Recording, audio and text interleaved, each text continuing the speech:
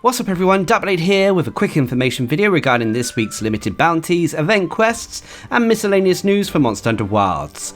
This is for the week starting the 14th of January 2026, so let's jump into this. Now the first bit of news is that the Lumenhim, the Winter Festival, has come to an end. The Grand Hub has gone back to its default status, with the decorations being taken down and all that stuff. We no longer have daily limited bounties, instead they've reverted back to weekly limited bounties, so they're a little bit tougher to get complete. Instead of just hunting one monster, it may be hunting 5 monsters or more.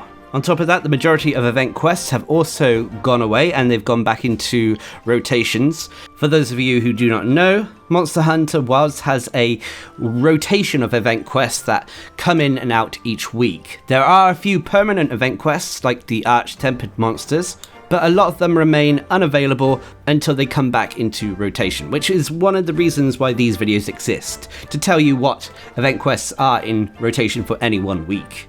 But apart from that, there isn't much other bits of miscellaneous information, in all honesty, so let's jump into this week's limited bounties. These can be found by talking to the support Palico at the support desk, and this week we have the following. First of all, is to complete 5 quests ranked 1 star or higher. This means any quest, and for completing 5 of them, you'll receive some advanced armor spheres. Next up is to complete 3 quests in the Ice Shard Cliffs. Again, these can be done at any rank, and for doing so you'll get a silver Meldon ticket and some hard armor spheres.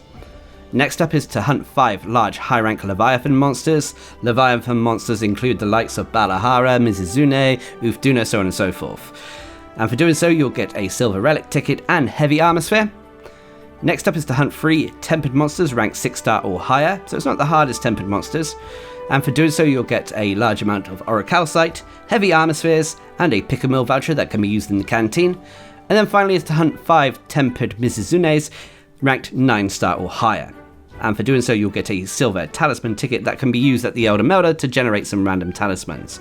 Now, prior to the Lumenhim, before, we would get this limited bounty in the form of just hunt any 9 star monster, but it seems that they're now specifying certain monsters in order to complete this limited bounty, which is a little bit annoying. It was better, in my opinion, just hunting 5 tempered 9 star monsters.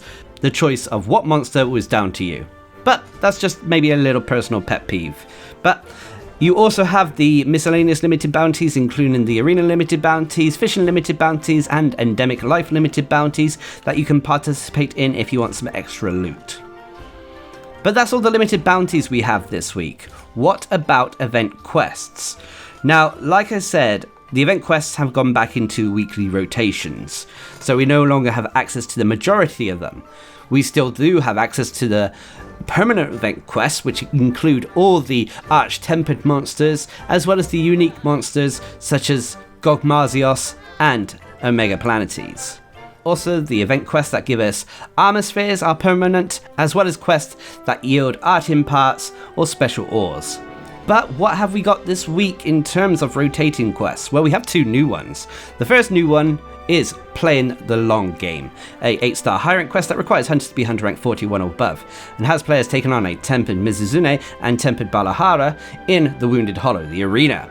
Nothing super special about the monsters, although the Balahara did look like a large gold crown, but I could not confirm, unfortunately, as I already have the large gold crown for this monster. But for taking this hunt on, you'll be rewarded with Woodwood Likey-like tickets. These can be taken to the blacksmith to craft the eager Woodwood headpiece. This is a cute looking headpiece that has a Woodwood on your head. It also gives you maxed out Mushroom Mancer, 2 points in earplugs and 2 points in survival expert. But to be honest, you're probably going to be crafting this for the late armor purposes. If you're struggling with this quest, as with most arena quests that feature 2 monsters, try to use the fence, the gate in the middle of the arena to separate the monsters to give yourself an easier time. The other new event quest we have this week is There Goes the Neighborhood, a 9 star high rank quest that requires hunters to be hunter rank 100 or above, and has players taking on a 9 star Yan Kutku in the Scarlet Forest. Obviously the main draw of this quest is it's a 9 star Yan Kutku, which is a novelty in of itself, having such a low rank monster at such a high rank. Maybe not the hardest of 9 stars, but its fireball attacks can definitely hurt. But for completing this quest, you're rewarded again with glowing stones, much like you are with all the 9-star hunts, to which these glowing stones can be turned into random talismans. So it's a talisman farming hunt. It's probably one of the easier ones in all honesty when compared to the other 9 stars in the game. But what else do we have this week? Well, this week we have the Eldritch Enigma, a 6-star high rank quest that requires hunters to be hunter rank 31 or above, and has players taking on a Tempered Zulu in the Wounded Hollow, the arena.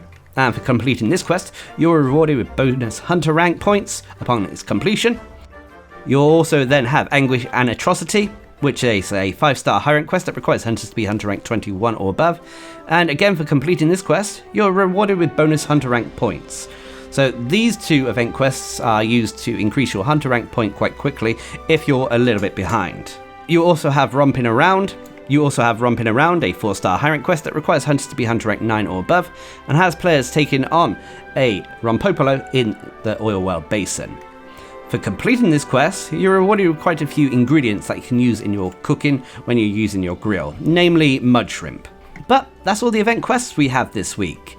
I should give you a reminder though that the Cold Path to Oblivion is still active for another week.